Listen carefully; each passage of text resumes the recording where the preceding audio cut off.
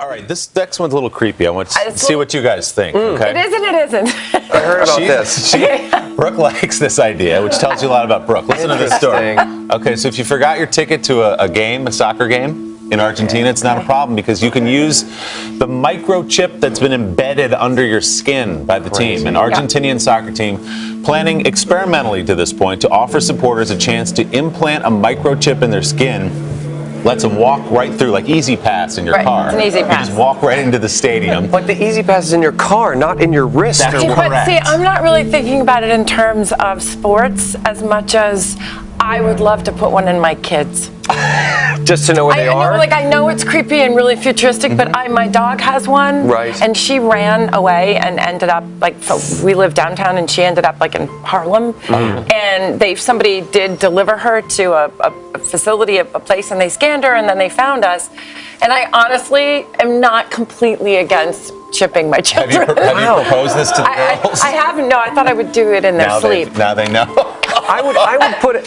Mom, Mom, what Just was that? Oh, I don't know. It's a mosquito. There's something about it. I don't know about the scanning and that people are like, oh, it'll help you in the subways. You're going to be programming them to eat their vegetables with a button. It's going to happen though. We're scanning things with our eyes. Yeah. It's not just a thumbprint anymore. It's not just. So I wouldn't put it past it being done. Couldn't we just put it in our phone? Everything's in the phone. And swipe the phone. When you get on a plane now, you can just beep, you go like that. How do you find your children if they somehow get kidnapped? All right. Really taking this going. I'm bringing it way down. Bring it back to the blacklist. Back to the blacklist. So the official, by the way, for the soccer team says the chip does not have a tracking device. Oh, okay. So they can't follow you, they claim. And it carries only basic information about the fan. My thing about this is, it's not that hard to walk in now. They have scanners on your ticket, and you go beep, and you walk in. Except I like the tracking device. I like a little low jack on my baby. Chip behind closed doors with a team of scientists. I want a baby low. Yeah. Baby low jack. That's what I want.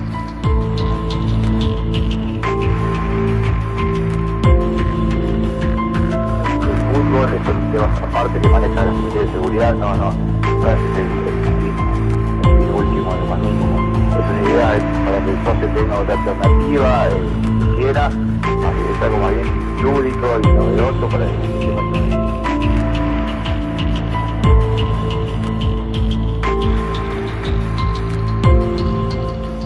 That's because of a proposed law by Kuwait that would require people coming to visit to submit DNA tests so they can tag anyone who comes into the country. This database would be the first of its kind in the world, and if you don't take it as an invasion of privacy, the application is somewhat wonderful if you're an officer investigating. Terrible news if you're a producer of Law & Order. 6 o'clock, the White House has announced new initiatives to increase gun safety by incorporating smart gun technology. The Obama administration wants to design child-proof weapons. So-called smart guns utilize fingerprint recognition. One prototype only allows a gun to fire if the owner is wearing a watch with an electronic recognition chip.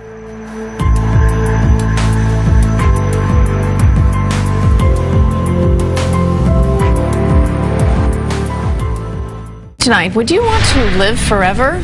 How about your parents? Would you want to be able to ask their advice long after they're gone, or maybe even spend an afternoon with a deceased spouse? As CBS 2 explores, cloning a loved one is no longer the stuff of science fiction because of digital immortality.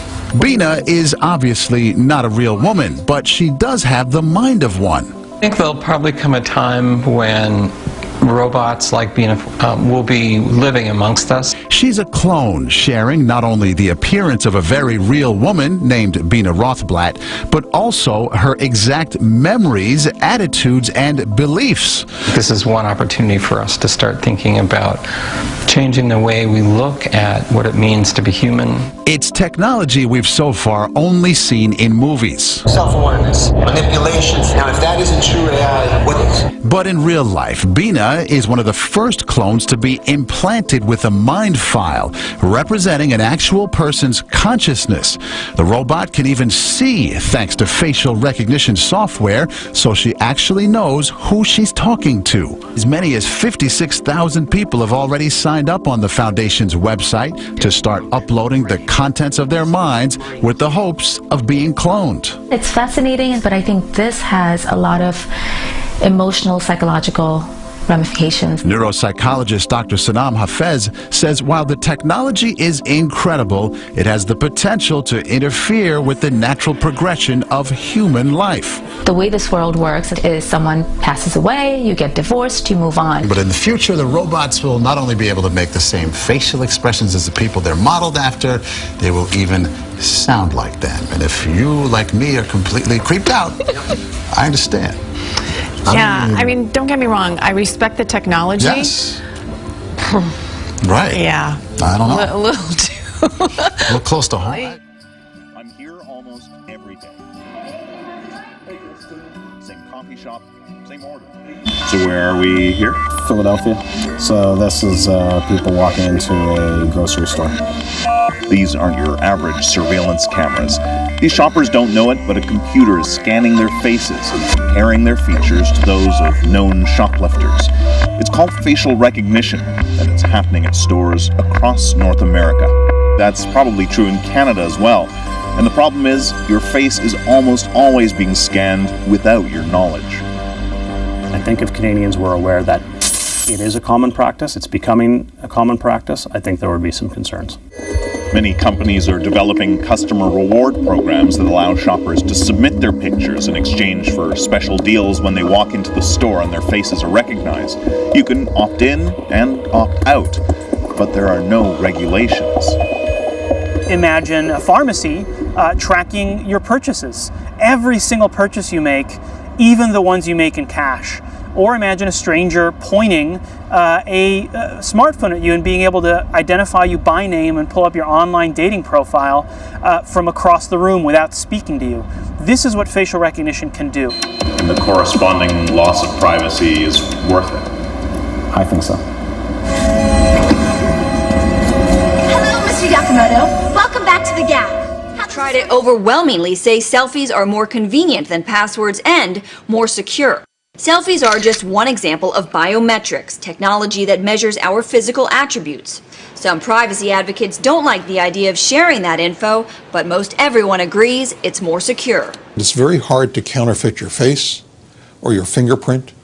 As companies like Amazon, Google, and Apple explore new ways to use biometrics, by next year, over 1 billion people could be using these systems to pay their bills. So in our selfie-obsessed culture, your picture could soon be worth 1,000 passwords. Well, tonight, this video taking aim at Target's new inclusive bathroom policy going viral. The policy allows those in the transgender community to use the restroom where they are most comfortable. Let me just put this phone in my shirt pocket here. We're going to go inside and talk to them about their new bathroom policy. Using a hidden camera, Andy Park of Clearwater walked into a St. Pete Target and asked to use the ladies' restroom. Sometimes I get uncomfortable in the men's room. In the video, Park walks up to the customer service desk. The employee, almost stunned by the request, calls a supervisor. I just came by because I wanted to make sure that I was allowed to use the women's room before I went in. Yeah. Is that? Yeah. That's correct. Yep. That's fine. Yes. The country's highest military court weighing in on the case of a Marine who was court-martialed. She argues it was partly for her expressing her Christian faith. Monifa Sterling posted a single Bible verse in several locations around her desk. Her supervisor said the language was, quote, combative, and ordered her to take it down. But Monifa refused and was charged for disobeying orders. The text read, quote, no weapon formed against me shall prosper, end quote, a play on the verse from Isaiah that reads, no weapon formed against you shall prosper. It's a discovery many people have heard of before. That's charred but not gone. The pages of a Bible. You know, at first glance, I thought it was just gone. Unscathed from a fire. Chris Alamir saw it for himself last week. When I opened it up and saw that the pages weren't even burnt, I mean, I was just... There's a Bible. It was a total shock. Alamir made the discovery while helping salvage items for residents at Arbor Ridge of Eden, where he works security at night. The room is completely torched. I mean, the room is fully involved. But if we look right here, There was plenty of books in the room that were completely gone. there's a Bible. And so that one book, just to make it through the intense amount of heat and the intense fire that was in that room, it was, you know, like I said, it was amazing. Alamir recorded his discovery and put it on YouTube.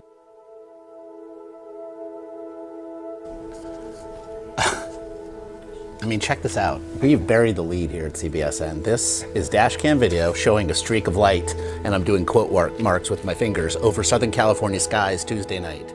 The U.S. has deployed 2 of its highly advanced fighters to the Black Sea for the first time. 250 additional U.S. personnel in Syria.